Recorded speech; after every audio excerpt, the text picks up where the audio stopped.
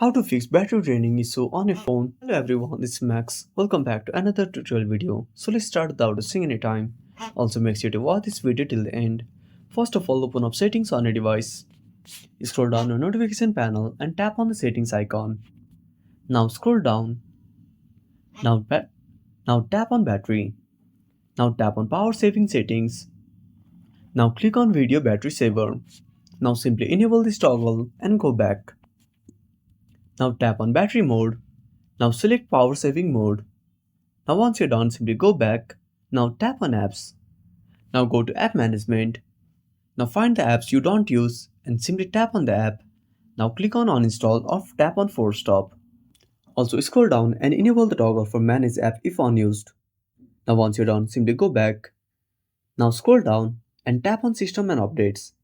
Now tap on software updates and update your device to the latest version. I hope this should fix the issue. So that's it. Thanks for watching. Make sure to subscribe our channel and hit the bell icon. See you in the next